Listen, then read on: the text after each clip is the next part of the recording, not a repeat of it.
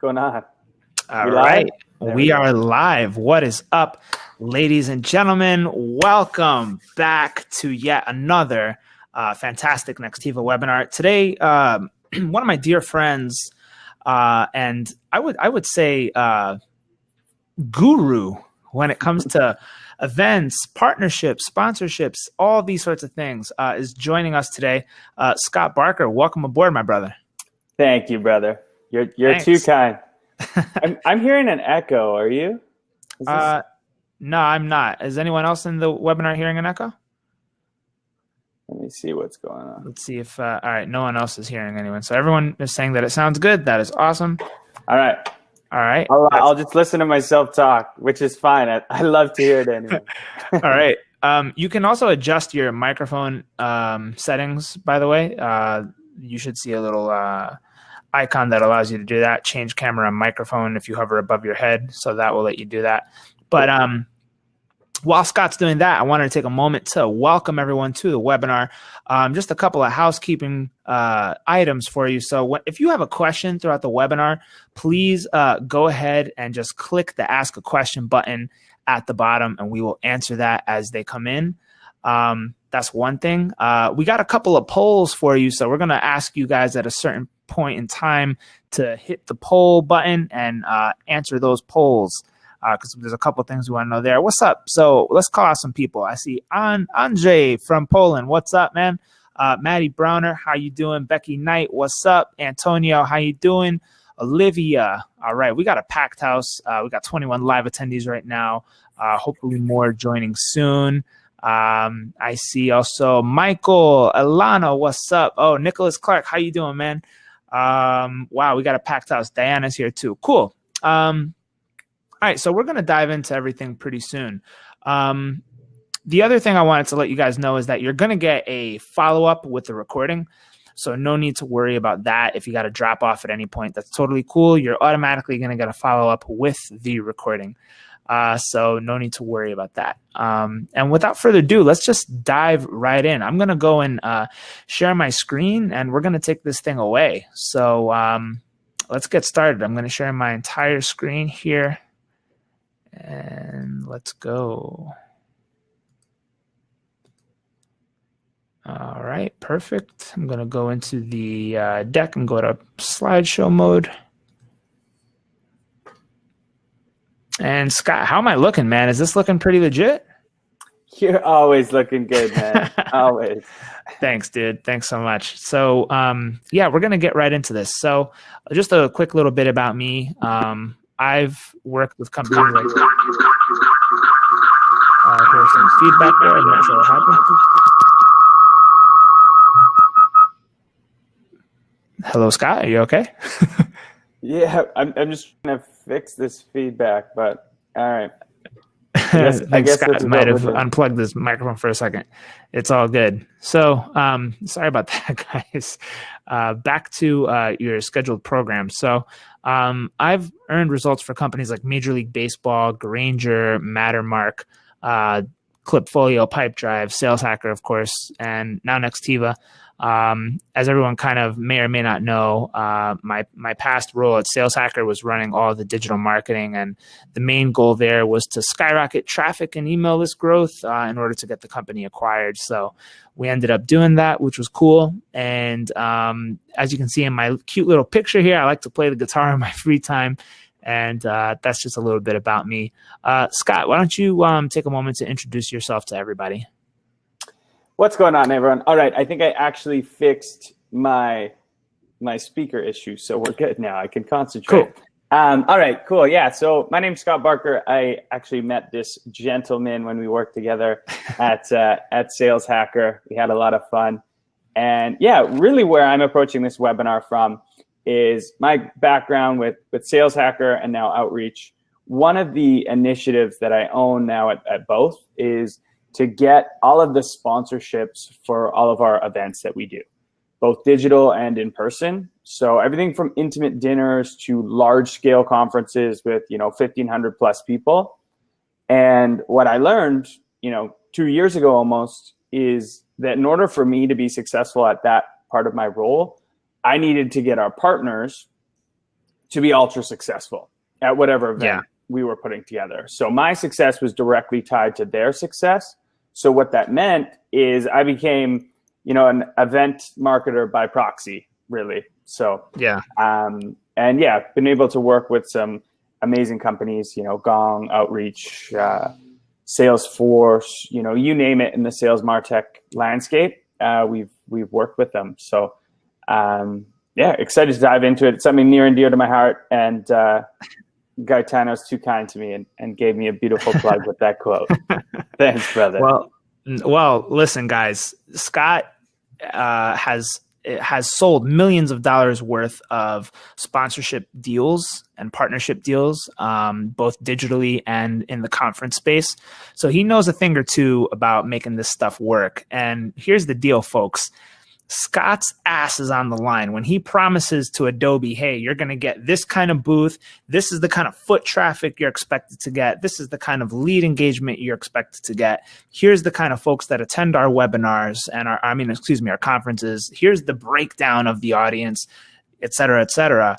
If that doesn't go as planned or like what Scott promised, he's going to be in some hot water. And next time around, there's zero chance they're going to come back. So it's all about getting that repeat and getting them to come back. And Scott is the master at that.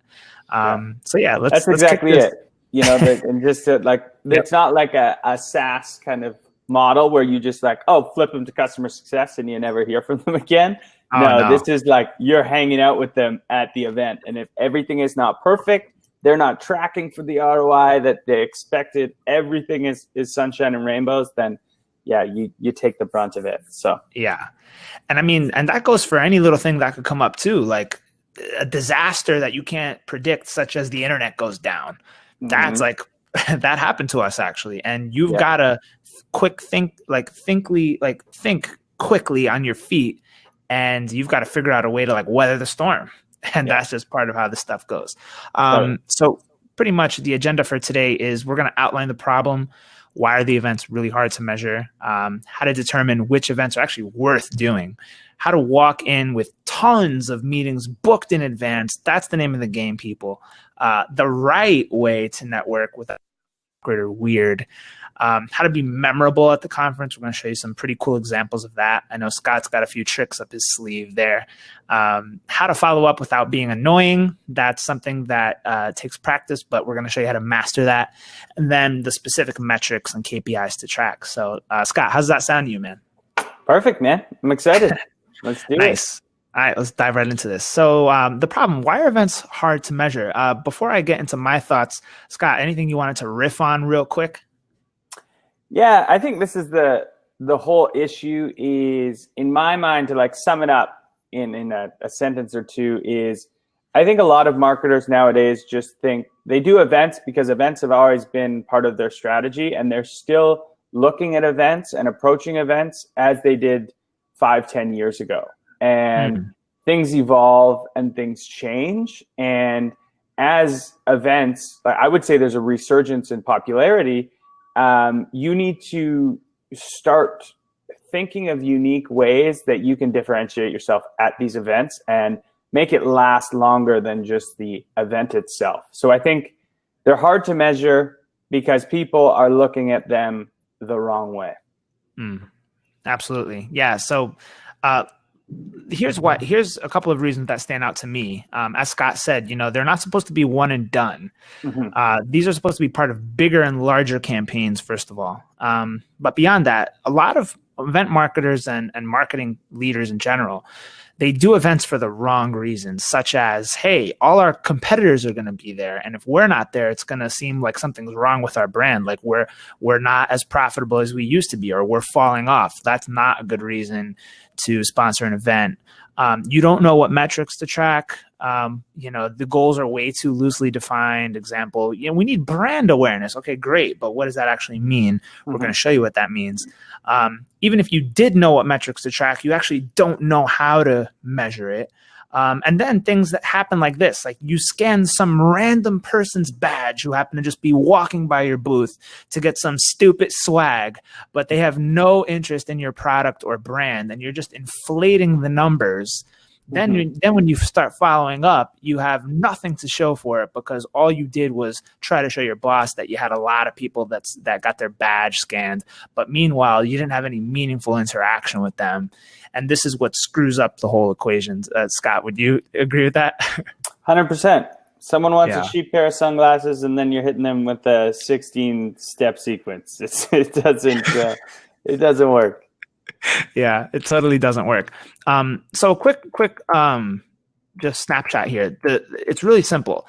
What is the gain from the investment minus the cost of the investment? So this is another thing that like a lot of marketers don't really understand. They don't really get the full picture of like, how much is this costing? You know, it could be all these things with not just the cost of the booth, but the materials, the cost of the swag, the cost of the flights of everybody to go there, the hotels and the lodging. I mean, the dinners and stuff. Your company is shelling out thousands, mega thousands. And if you have no way to quantify pipeline value as a result of that event, and none of that stuff even closes, if you've got a bunch of pipeline that maybe was inflated, but you've got zero closed one, well, then you just went negative 50K and you have nothing to show for it. And you didn't even think about what the brand metrics were behind that. So you can't even say that it was a brand win because you didn't think about that. So we're going to show you how to get around all this stuff. Scott, talk a little bit about pipeline feeder or accelerator. Like what's like the difference there? Yeah. So to me, that is, you know, are you looking at this as a top of the funnel activity, right? Like, is this, and you can be straight up with yourself. Like, are you just going to get a bunch of emails and you're really confident in your, you know, email marketing capabilities, and you just want that like first initial relevant touch point where you can be like, hey, I saw you at, you know, XYZ event. For me, so that is a pipeline feeder. That's just, we're going for mass. We're going for as many leads as humanly possible. And then for me, an accelerator means, you know, maybe these are deals that are already, you know, in the pipeline, and you're trying to push those along further. And that's where sometimes the big brand play, and they're like, you know, you get the keynote and you get the biggest booth because maybe you have 3 or 4 enterprise deals that are going to be there, and you want to show that you're like the big boss dog on campus. So that's what that means to me. What does that kind of mean in your eyes, Gaetano? Yeah. It's the same thing, man. Especially like the keynote thing could be huge.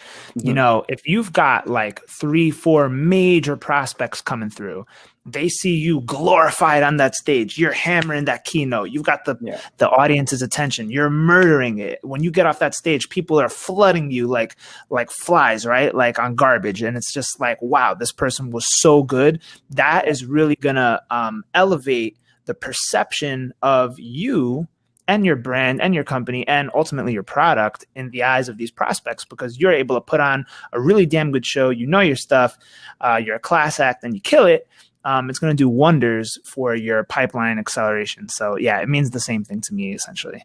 You know who does this really, really well is Rob Jepson, the CEO. That's exactly what I was thinking about. This is his whole this is what he does, man. He'll fill his pipeline with some really good targeted, you know, outreach. His team gets that, and like once it's in a late stage deal, he's like, all right, let's buy them tickets. Let's fly them out to, you know, he did this at our Unleash conference just 2 weeks ago down in San Diego, flew out some big heavy hitters and just crushed it. And then I haven't talked to him since, but I'm sure those all, you know, that's what pushed it over the line.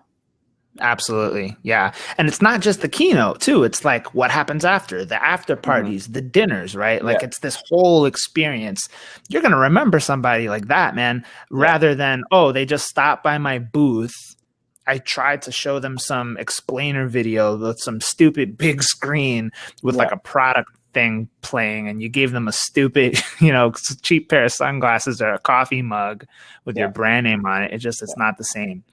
And it depends on your goals, right? Like define your goals. So like there are companies that have success, maybe a small deal size, and they just want to get in front of everyone. So that you know, booth traffic can work, but you have to just be honest with yourself of what your goal is. Yeah, totally. So cool. So which events are worth investing in? So here's the thing. Every event has something called a prospectus, as you guys know. This happens to be an example of the NextCon prospectus. This is Nextiva's annual conference that happens every year. This year it's in November. And for example, we show the demographics of the audience that's going to be there. And, it should show you sales, tech, marketing. Okay, so if you're selling into sales, this is obviously a good opportunity. If you're looking at attendee titles, that is, mostly executive owners and decision makers, this looks like another good opportunity because you have 16% management, 16% executive team, and a smaller percentage of like staff and lower level people. Then you can see the company sizes that are there too. You want to consider this, like if you're going after, like Scott said, like smaller deals and you just care about that traffic, that foot traffic, then, you want to go for company sizes that might be smaller. But in this case, it looks like a 1 through 20 is the majority. So if you're trying to sell into big, huge deals, say, companies that have 100 or 500 or more employees, this probably wouldn't align because it's mostly company sizes that are 1 through 20. And then you also look at the purchasing role, influencer, decider, tester, purchaser. We know that information. Same thing. You want to look at testimonials. This is really big too. Who sponsored last year? What are the brands? What was the outcome? What are they saying? Who was it? This is huge, man. You can't just look at those charts and spreadsheets without getting the actual human kind of sentiment behind it all. So the testimonials page or the testimonial section of the prospectus is always huge. You want to see if those other brands that had good results are talking positively and actually making you feel like you could get those results too. That's important. You want to get a lay of the land. You want to see, where are these booths situated? Where's my booth going to be? Am I going to get some booth that's in a corner? And if you do get a booth that's in a corner, you better have a damn good plan to be active and roaming around that expo hall. Because I'll tell you what, if you're sitting in the corner with your head down, looking at your phone, feeling sorry for yourself, you're wasting time and money. Scott, how many times have you seen that? Too many. Yeah. Yeah. So I usually don't take very kindly to it. I'll usually give them a pep talk if I see that. Yeah. Because I also know booth duty's tough. No taking away from that. It's exhausting, but you have to like factor in how much a minute this is costing your organization. So if you need a break, go take a break. But when you're at the booth, you got to be there. Yeah. Prop yourself up. Look friendly. Yeah. You know what I mean? Don't have some beers once happy hour hits. That'll help you get through it a little bit. Lots of coffee. You'll be all right. Yeah. Exactly. So that's one thing. You want to get a lay of the land. You want to see, where could my booth be potentially, and you want to optimize for whatever it is you're trying to do. Like Scott said, if all you really care about is getting in front of as many people as possible, then maybe having a booth front and center at the expo hall may not be the most important thing. Maybe it's sponsoring the happy hour, because that's even the loosey-goosey part of the event where people are drinking more, they're boozing, they're moving around, conversations can happen a little more easily. You got to evaluate all those things.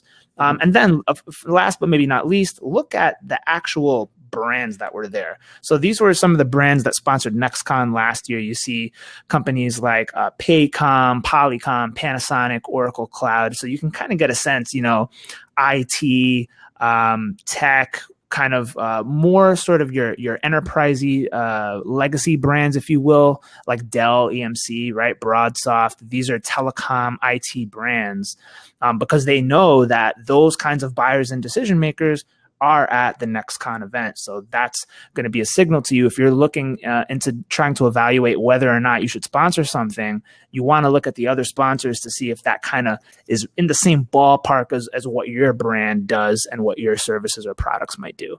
Scott, anything to add to that? Yeah, so I would take that even a step further, right? Like you've got all this information here. You know who the past sponsors are. There's nothing wrong with event marketer reaching out on LinkedIn and be like, how was your experience from last year? What ROI did you see? Right? Like just go and ask them. It may not all be tracked, as we know, but they'll be able to at least give you like an anecdotal, yeah, it was good, or no, not worth pursuing. So exactly. Yeah. Exactly. I think you nailed it, right? Great example. Yeah. it starts with finding out the demographics of attendees, how closely it aligns with your ideal customer profile. Coming from someone who, heads up the sponsorship side. Typically, if someone asks me for last year's attendance list, most people will actually give you this. So when you're looking at these events, you have all the leverage, right? They want something from you. So you can do little asks like that. So ask for the attendee list from last year. They won't give you like emails, but they should give you, title, company name kind of deal. Overlay that with your target accounts. And, you can even ask for who's signed up already. And some companies will give it. Again, you have all the leverage at this point. And then my final piece of advice for how to determine which events are worth investing in is, so you mentioned this idea of like, look at the category and look at where your ICP is going to be, right?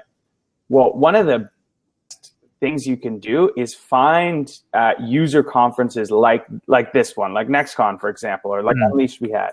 And the reason being is if their buyer is the same as your buyer, then, you already know that these people have purchased this kind of technology before.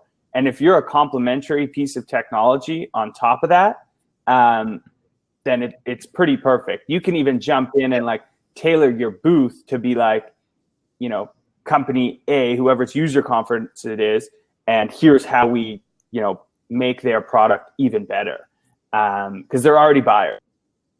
I think a lot of people don't utilize kind of user conferences or category conferences enough, and they look for these big, like, a finance conference or a sales conference or a marketing conference, and they're not going like, deep enough on it.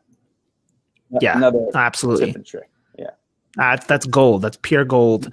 And you just reminded me of something too, Scott. You reminded me of you can also look at an integrations page on any of these websites, and you can see like, okay, if Cisco integrates with this company, then that's a good chance that it's going to be relevant. So you want to see too the partner ecosystem. Totally. And you can also kind of prospect off of that as well. Yeah.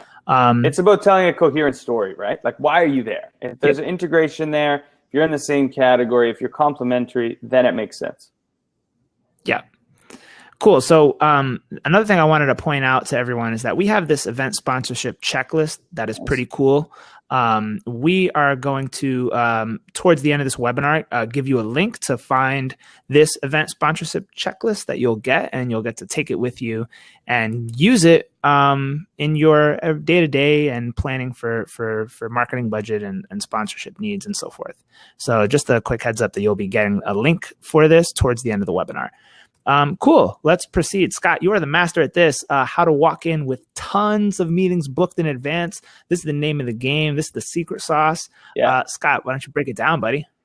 Yeah, a couple ways to do this. Again, going back to what I said earlier about having the leverage. So when you're looking into events, before you sign on the dotted line, use as much leverage as you can. So you can actually say to the whatever company is that's putting on the event, can you get your head of BD to set up 5 meetings for us beforehand? And as long as you set that up beforehand, write it into the agreement, the contract, 95% of the time they will say yes, if it means that you're going to sign up, right? It's very little work on their end and big payoff for you. So that's one way. Yeah. I don't think people do that enough, man. Like, and that's an easy one. Like, you tell them, look, I will agree to sponsor this event for however much money, but as part of that agreement, you have to introduce me to 5, high value decision makers within your network. Yeah. And that has to be part of the deal. This is something people don't think about. No, well, someone did that to me last conference. They held my feet to the fire, and I was like, yeah, I'll make it happen. Like, if it means we're moving forward. And it was awesome, right? Like, I valued their company. I liked their product. I felt comfortable doing it, and it was a win-win. So cool. That's one way. And then other ways, you can also make it part of your deal. Just be like, hey, we're running an ABM strategy, and it's really valuable for us. Like 3 weeks out, if we have. Can you repeat that last part, buddy? You dropped off for a second. Oh, sorry. Again, making it part of your deal before you sign. Just be like, hey, we're running an ABM strategy, so it's really important for us to get at least the companies and titles beforehand. We don't need anything else, no names. You can keep all that, but we want to, run some ABM plays. Again, most people will say yes. And then you can be sneaky and enrich that with things like Clearbit. You can go in the event app. You can, scrape things from there. It's not the most ethical way to do it, but if you do it in the right manner, you get that data and then do very targeted one-to-one personalized outreach. I don't see it being, too much of a breach of trust. Yep. And then last but not least on this one, and I'm always shocked that people don't do this, is look at the sponsors, the other sponsors. What do the other sponsors want? The other sponsors want meetings. What do you want? Meetings. You want meetings. Exactly. So meet with them. Meet with them, A, but B, reach out to them, because at least like all of them will have at least 3 to 4 customers there, right? Yeah. Chances are. So find the top 5 strongest other sponsors, reach out to them, be like, hey, do you know if any of your customers are showing up? They're like, yeah, I think we have like 3 or 4. Like, awesome. Do you mind making intros to those 3 or 4 companies for my team? And in return, I know we have 3 or 4 customers showing up. So let's set up meetings for your team as well. That's and brilliant. It's a win-win for everyone. Shock people, more people don't do this. Thinking more like on the BD side, which is like where I ultimately came from. It's what I used to do all the time, but sometimes marketers, don't think that way. And I think it's because they're judging the wrong KPIs. Right. And that's brilliant, man. And the thing is, like, they see other sponsors there as competition, which that may be true, but sometimes like they're adjacent to you and they're not direct. They're maybe an indirect competitor, and they're going to be willing to reciprocate, that thing that you're offering to them. Then, like, kind of like you said before, another great tactic is the Rob Jepson approach. If you've got really big deals in your pipeline, buy them a ticket, buy them lodging, get them there, and, show up and show out. That's huge. Social selling in advance. This is very underrated technique, but you can follow the event hashtag and jump into relevant conversations. This is a great way to find out who's going to be there in advance. And then you can follow up and reach out to those people prior. Pretty much almost every single conference, like I think 90+% of them nowadays, has an event mobile app. Totally. And within that event mobile app, you can see who's attending and you can connect with people prior. Now, what you shouldn't do, and I know a lot of companies do this, some black magic scraping, they scrape the entire event app contact list and then they just start spamming. You don't want to do that. Like Scott said before, do not do that. You want to keep it one-to-one, personalized outreach. This is not meant to be something that's scalable. This is not meant to be something that you can blast. This is not meant to be something that you should automate and sequence. It's got to be personal. Most of these events also have a Facebook group. You can find other attendees prior in the event group pages and so forth. You can find prospects on LinkedIn who are local to the event and invite them to join you. So, for example, if it is a sales technology conference and it is in San Francisco, you can actually sort and filter on LinkedIn by people who meet those criteria and ask them if they're going to be joining the event. And if they're not coming, you should invite them if, of course, they meet your ideal customer profile. Making a LinkedIn video, letting people know that you're going to be at the event, that's a great way to spread awareness. And then, like Scott said, you can ask the event organizers to do special, little favors for you, access to special pre-conference networking events and so forth. So totally. These are all great ways to do it. Cool. Pro tip alert. Find the list of speakers. Usually every conference website lists the speakers. Then you look at who's connected to those speakers on LinkedIn. You filter and prioritize those speaker connections that are local to the event. And then you can use this outreach template that says, hey, first name, I noticed that you're connected to speaker. Did you know he or she is actually keynoting this conference? It happens to be in Phoenix, Arizona, where you are also located. Are you going to be there? I would love to hang out and meet. Thanks very much. And usually that will give you some juice as well. Scott, what do you think about that one? Mm-hmm. Yeah, I love it. I've had success doing similar thing, just going directly to the speaker as well. But this is great if that's unaccessible for sure. Yep, awesome. All right, cool. So how not to suck. Don't buy lists and cold send mass email blasts asking for meetings. It just never works. Do not export your LinkedIn contact list and blast everyone. Please do not do that. And don't bother running ads. Like even people at my prior companies and stuff have asked me, should we run ads to get people to come to our booth? Like, no. When in life have you ever saw an ad, clicked on it, and showed up at a booth? Like zero. But people default to just like, hey, ads. Like it's just the easy thing to do, ads, but it's just a complete waste of time. So don't do that. So how to network without being awkward, Scott, I will let you, I mean, I'm not going to show my bullet point list yet. I'll let you kind of riff off of this a little, because I know you're a master networker and you do a really good job at this. So maybe you can break it down. Thanks, man. And so networking is all about being prepared in my eyes, you know? Yeah. And it's always a lot more fun when you have a pal or two, a friend or two to do it with, you know? So if you have, you know, an acquaintance, a colleague, someone that is there, tag up with them, you know, do a tag team situation. If you don't know anyone, you can reach out to a few people, you know, beforehand on the app and be like, hey man, I'm traveling down solo to this event. Do you want to tag team some events together? Most people will say yes. It's always a little less threatening when you have someone you can talk to, and maybe an awkward situation, at least you guys can talk to each other. So that's one. We already mentioned, you know, reaching out to speakers beforehand and see if you can, you know, go up to them and hang with them for a little bit, because it's super funny. We're all still, you know, kids in the schoolyard, and when people see you hanging out with the cool kids, like the speakers, people will naturally come up to you. It's really funny. Social dynamics are funny. By association. Oh, look, he's hanging out with Neil Patel. He must be cool. Like, Exactly. Right. And then that leads me to the next one, which is kind of juxtaposed to that last thing I said, but be authentic, you know, and don't feel the need to strictly talk work the entire time. You know, showcase that you're a dynamic human being, trips you've been on, other passions you share, things like that. You know, people appreciate that. It makes you more interesting.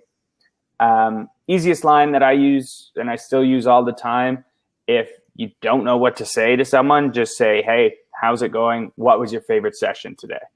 And, brilliant. You know, it starts a conversation rolling. You can riff on the topic a little bit. It shows you immediately have something in common, right? Because you're at this conference because you both care about what people are speaking about. And then a few other points. Don't be a lingerer. This is big.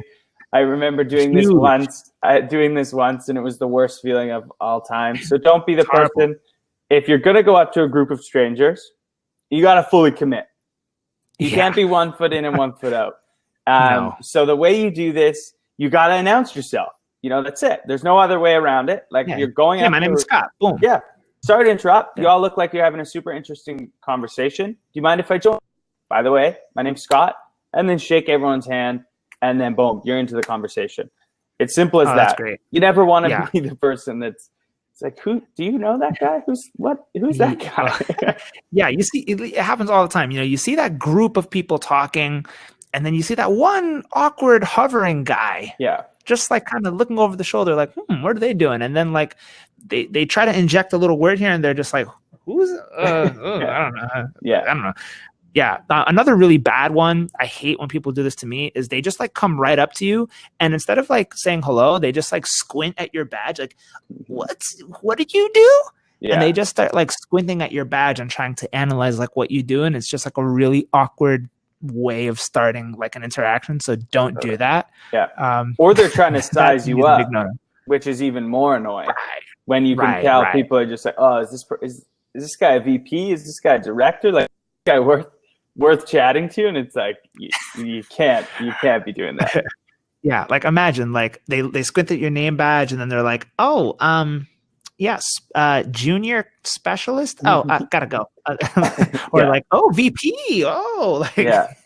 it's just totally like not the right way to do it. Yeah. Another thing I like that Scott said, if you're like an introverted person that's like not really comfortable with like breaking into that group, bring a social butterfly to wingman for you or with you. That's always a great approach. Another thing I want to point out, avoid business cards. I am sorry, but this is a totally outdated practice. No one ever calls you. When people say, you know what that means to me? When people say, here, take my card. That means I don't really care to follow up with you. Yeah. I'm putting the ball in your court. Yeah. If you care, you can call me. Totally. That's whack. What I do is say, hey man, or gal, I don't really do business cards. It's like not my thing. I don't need to explain why it's not my thing. I just say it's not my thing. And then I say, if you don't mind, I would just love to get your phone number right now, and I'll text you so we can stay in touch, if that's cool.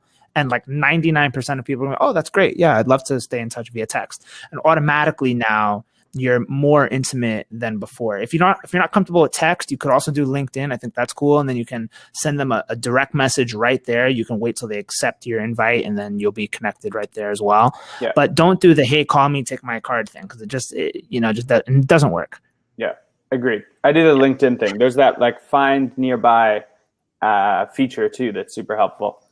That you can, if you're like close by them and you don't even have to type in their name, you just click the find nearby and they should pop up if they have it on. Yep. Yeah. Another thing too is like pick the right time to engage. Like when someone's got a sandwich and they're about to go bite into a sandwich, like don't go up to them like, hey, my name's John. Like, don't do that, because they're gonna be like, oh, like eating a sandwich and like, oh gosh, let me get away from this person.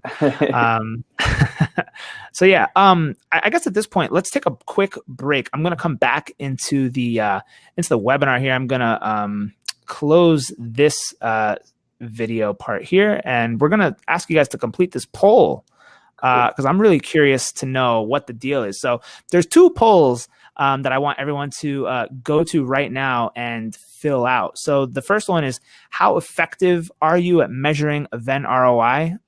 There's a couple of options there. Make sure you go and fill that out.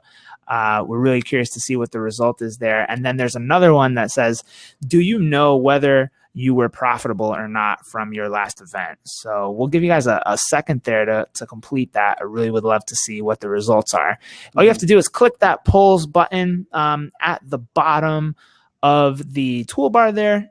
You should be able to click that and see what the deal is. We've got a bunch of them coming in right now. It looks like most people are saying somewhere in the middle. There was one person that said we suck and have no idea. There were some other people that said somewhat effective. I'll give you guys some more time. So yes, Strato Communications said, will we be able to get the recording? Yes, absolutely. You will get the recording. Zev wants to know, will this be available as a slide deck? Yep, we can definitely send you the slide deck as well. And we'll also drop the link to our YouTube channel at the end as well, where you can subscribe to Nextiva on YouTube, catch all the replays there. Also, if you want to stay in touch with all the webinars that we're doing, hey, Jenny. Oh, what's up? Yeah, Jenny from Belgium, a good pal of mine. Thanks for joining.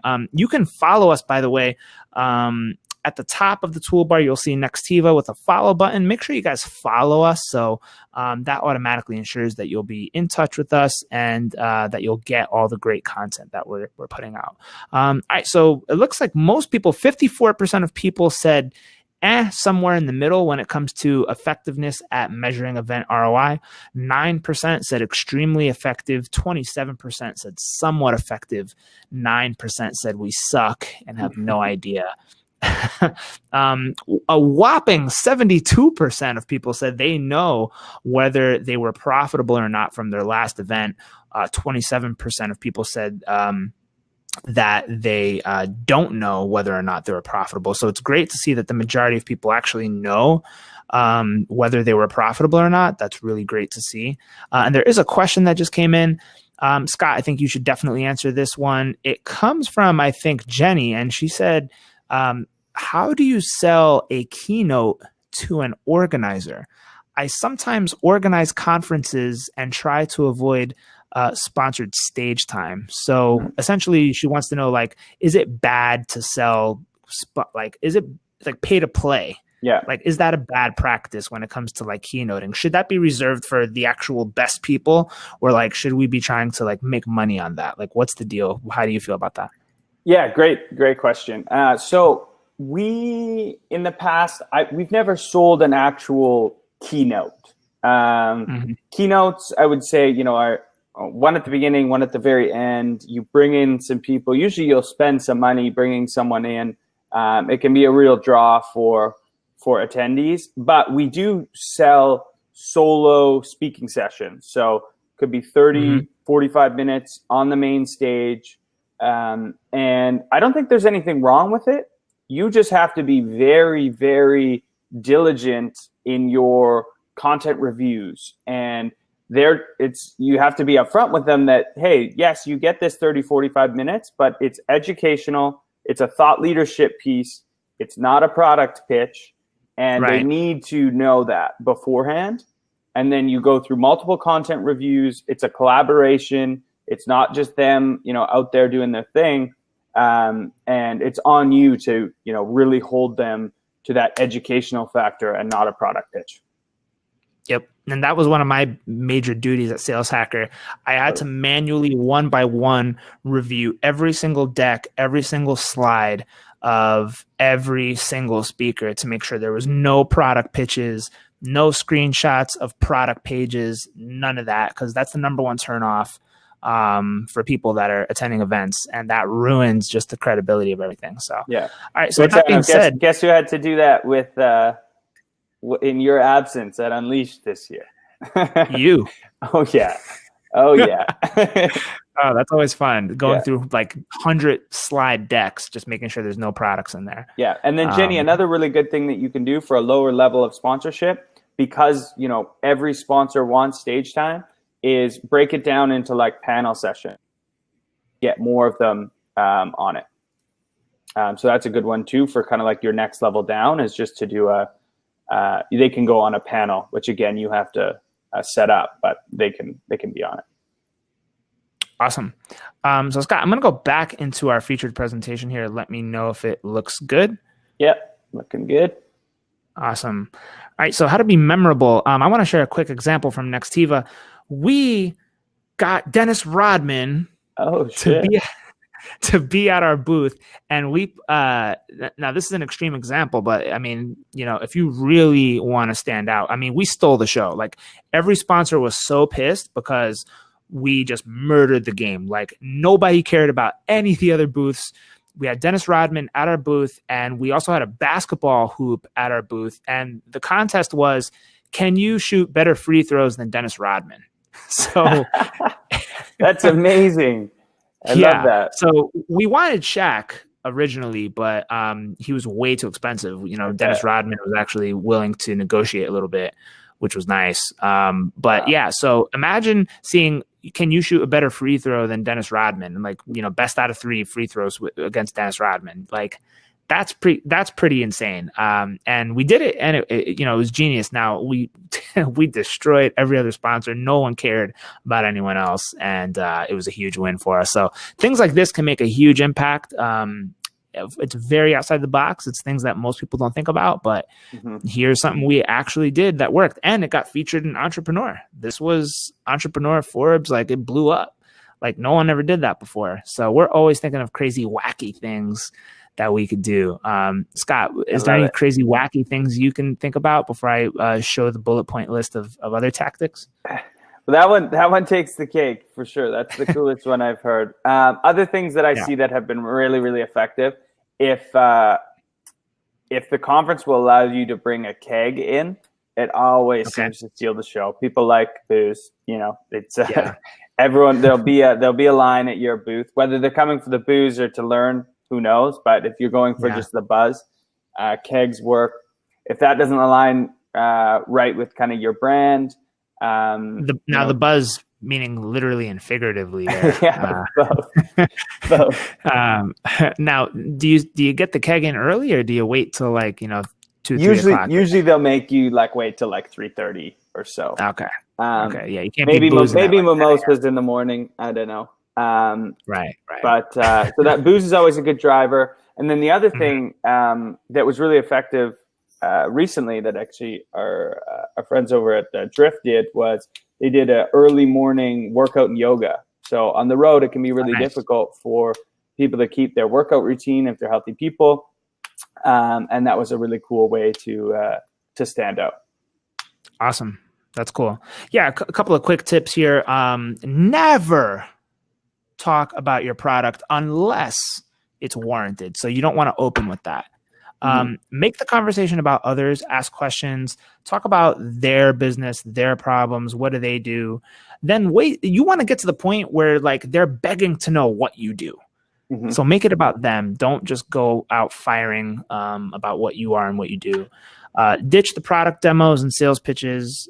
Get creative with your booth. Now, another thing I want to point out, it's not always about having the biggest size booth. You can actually get very creative with a smaller booth, a less expensive booth, but be more engaged by, just walking around and meeting people and doing interesting things to draw attention. It's not just always about the biggest booth. Think outside the box. Like another event we did, we had mariachi guitar players, which was super cool. And yeah, that's pretty much stole the show too. Like there was nobody doing anything special. Everybody was giving away coffee mugs and freaking, t-shirts. And we had a mariachi band there. Like that was really awesome. Don't be artificial, don't hire like, Budweiser models to wear your t-shirt and talk about your business. And meanwhile, they don't know how to explain anything. It actually could reflect quite poorly on you. I've seen brands try to do that stuff and it backfired miserably. And then again, like I said about business cards, avoid doing that. Get their number, text them, get their LinkedIn, message them, keep in touch right there on the spot. So, yeah, quick word about swag too. I put this out on LinkedIn the other day about direct mail being a waste of time if you're sending people like useless stuff. And this is the same thing when it comes to swag at a conference. You should know roughly the kinds of people that are going to be there. And you should think about having things and offers that are interesting for them and relevant to them. Like don't have like, ridiculous, stupid things that are just not useful. They're going to have to carry it. Nobody wants to carry stuff that's not useful. Scott, anything to add there? Yeah. So I go to a lot of conferences and I talk to a lot of executives and people that are at conferences and I'll ask them like, because I don't really accept swag anymore. Maybe if it's a cool pair of socks, I will, but that's about it. I asked them, I was like, do you guys keep any of this stuff? And what I heard from an overwhelming majority was, I keep some things that I think my kids back home will like. A lot of these people have children at home and they're road warriors. They're on the road all the time. So they'll usually bring something back for their children. So keep that in mind. And you could actually like have that as a swag offering as something cool that their kids would like and be like, just give it to them. Be like, hey, this is for your kid back home. And I thought it would be super interesting to see that result because then then it's thoughtful, right? Yeah, that's awesome. That means you're thinking about like their family. It kind of means that like you're thinking beyond just that moment. You want them to remember you later on. Totally. And that's a really cool way to build a positive interaction. Yeah. Cool. How to follow up without being annoying. My top tips are prioritize your leads and follow up accordingly. So not all leads from events are created equally. Like I said before, like just because you scan their badge in a hurry and they just, want to get some free beer, like Scott said, doesn't necessarily mean that they want to talk to you. You got to remember and write down the ones that actually had meaningful interaction. You want to score those differently. Your follow-up email should be very, very, very short, 4 sentences max, maybe 5. The first sentence should be thanking them for visiting your booth. So ideally, if you're going to automate this, you won't be able to inject really, personal moments that maybe you mentioned, like, hey, we talked about the Chicago Bears or something like that because the person was from Chicago. That's ideal if you can do that. But if not, keep it really short. And then the CTA of that follow-up email should not be, hey, so let me know when you want to have a demo. No one's getting in line to get a demo. No one's standing outside in line the Apple store when the iPhone comes out to get a demo. Of course, it's not an apples to apples comparison, but what it should be though is a free piece of premium content. And what I always recommend that is a in-depth summary of the event with key takeaways. So a great way to do this is have somebody from your content marketing team at this event, have them, sit in on a couple of sessions, take pictures, write down the key takeaways from each session. And then you can send the follow-up to everyone and say, hey, I know you were at a number of different booths, but you may have missed like the key takeaways from the sessions. We actually put together a long-form guide that breaks down the key takeaways behind each session, what was the most valuable, et cetera, et cetera. So Scott, anything to add? I love it. I love all those. I'll just quickly share one of my favorite tricks that has helped me immensely through the years. And I started doing this almost like 4 years ago. And it's warranted me probably over the years about a 90% response rate after conferences. Oh, wow. And I call it my blue monkey trick. And bear with me. So basically, when you have, this is only reserved for those, you say prioritize your leads. So this would be your A+ leads. You have a conversation and it's going really well. And you basically hit a point where they're just like, this is awesome. Like I want this. Like we should either set up a demo or should have a next meeting or like, we should continue this conversation. Well, previous to doing this trick, I would get like lost in, happy ears at that point and be like, sweet, like I'm going to follow up with them on Monday and we're going to set this up and it's going to be awesome. But what happens is they have 700 other conversations. They totally forget about you because you're not important. No one cares. And they move on, right? So in frustration to that problem, what I started doing was, okay, how am I going to stand out? So out of desperation one time, I said, okay, listen, I know this is perfect for you. We both decide this is perfect, right? And I'm like, yes. Big, okay, I don't want to get lost in the barrage of emails that are going to come after this. So what's your favorite color? They'll say blue. Okay, what's your favorite animal? Monkey. Okay, perfect. Here's what I'm going to do. I'm going to put blue monkey in all caps in the subject line. And I know it's weird, but at least you're going to remember this moment here with me. And then we'll be able to set this up. Does that sound good? And they go, yeah, that sounds great. And then I'll send that immediately after they walk away. And ideally you use, a sales engagement platform that, can trigger that right away. So as soon as you scan them or whatever, boom, they're in, they get sent. And everyone, literally 90% of people will come back and laugh and be like, this is so awesome. And then set up a meeting. That is, oh man, that's good, dude. That is great. That is great. Because everyone's have to get a new animal though. No one can use blue monkey. That's my thing. Yeah. Well, it's so great because like, even if I went to an event recently and so many follow-ups like were exactly the same. It was, hey, sorry, we missed you. Do you still want to talk?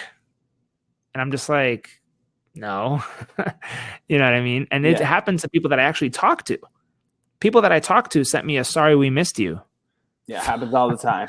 happens all the time. Because that's safer than, I feel like people think that's safer than going with the opposite of like, thanks for stopping by. Because they're like, oh, maybe it didn't happen. But that's even worse when it's like, yo, I talked to you, man.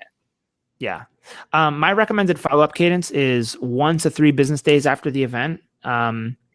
Use the blue monkey trick if you want. Then you want to try 1 week after the event because you don't want to keep following up day after day after day. You just seem really annoying and thirsty if you do that. So don't do that. You want to mix up LinkedIn in the mix too. Like if you're hammering on email and you're getting, crickets, you want to try LinkedIn. Also check on Twitter too. You'd be surprised how many people are really active on Twitter nowadays, and it's an underutilized way to engage. You can try that. The last chance I would say is 2 weeks. If after 2 weeks you still have crickets, it's a wash. You kind of have to, walk away at that point. Scott, what do you think, man?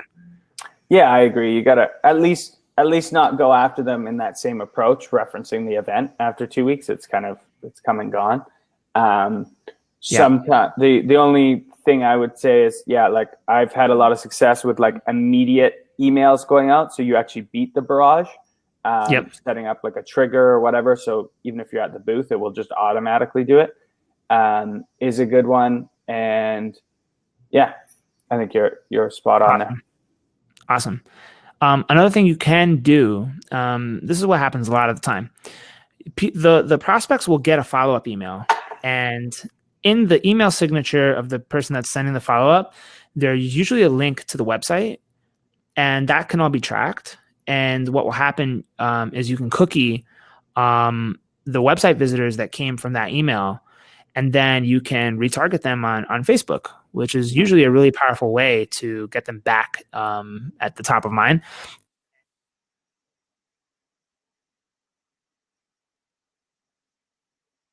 With recap articles,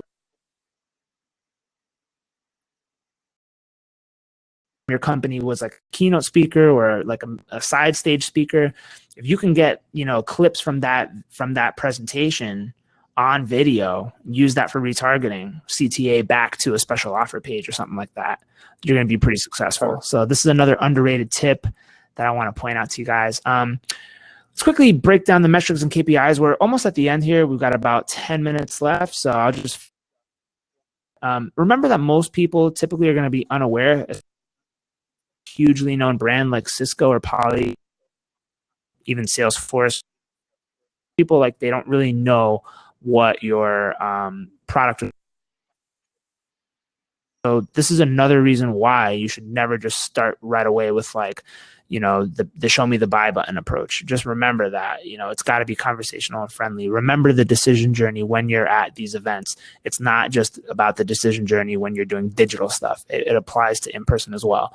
Some top KPIs that I like to measure are brand impressions and booth visits, total new leads generated, estimated pipeline value, the follow-up email open rate, the follow-up email CTR, website visits, social media interactions, media placements. Like I mentioned before, Nextiva had a bunch of media placements from the Dennis Rodman thing. That's always great. Meetings officially that were booked. And then the most important of all is close one.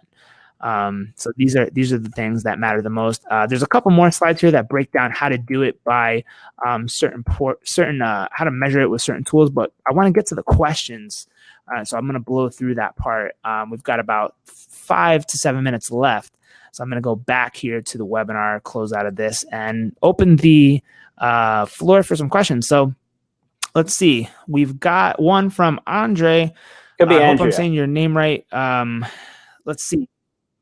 Oh yeah, there's two. There's Andres and Andrea. Andres says it might be the worst decision for them if they screw up their presentation. Yeah, exactly. So if they suck and it doesn't hit hard, yeah, it's a wash totally. Then Andrea says, are you recommending marketing style emails or personal emails directly from the reps? So Scott, why don't you take a stab at that? In my opinion, it has to come from the rep that they had the conversation with, but that doesn't mean that marketing can't have can't write it, right? Like you can use whatever sales engagement platform you use and set up your email sequence that I think should be written by either sales ops or marketing, but have it sent from that rep using the Blue Monkey tip, or if you don't want to use that one, I've also had a lot of success with getting the rep that they actually talk to send a little Vidyard video, because then they have that facial recognition and they're like, oh, I do remember that guy, or I do remember that girl. We had that conversation. But in my opinion, no, this is not a marketing email. This is coming from that rep, and maybe it can be a tiered system, and the ones that you didn't talk to could get a marketing email, but anyone you talk to, it's got to come from the rep. What do you think, Gaetano?